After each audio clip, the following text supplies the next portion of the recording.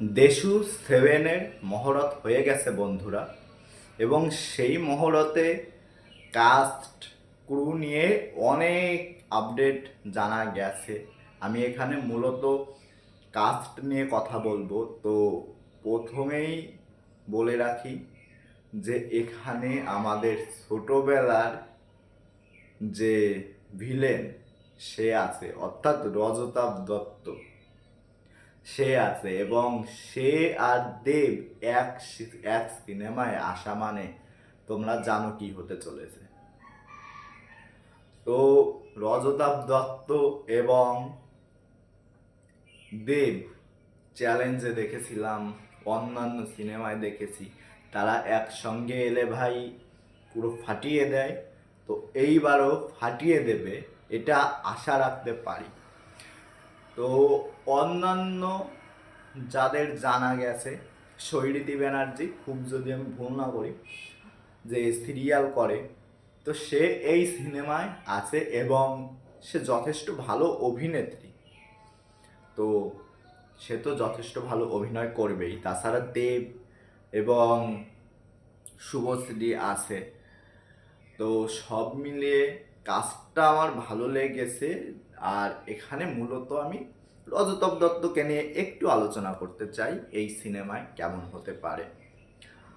তো ভাই আমার একটা কথা, যে রজতাভ দত্ত কিন্তু অনেক দিন পরে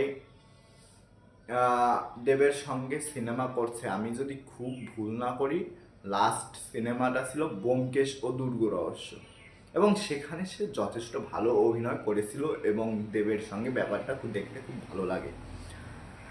আর এখন যে সিনেমাটা করছে সেখানে আমি রজতাভ দত্তকে চাই একটা পাওয়ারফুল চরিত্র করুক, অর্থাৎ এমন নয় যে তাকে ভিলেনই হতে হবে। সে যদি নায়িকার বাবাও হয়, অর্থাৎ শুভশ্রীর বাবাও হয়, সে একটা পাওয়ারফুল চরিত্র, যে দজ্জাল মার্কা যে চরিত্র আছে, শ্বশুর কোয়ালিটি, ওই ধরনের একটা ব্যাপার করুক বা চরিত্র করুক, তাহলে কিন্তু মজা এসে যাবে ভাই।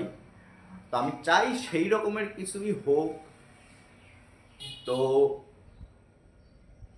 দেব এবং রজতাভ দত্ত মানে তো রেকর্ড।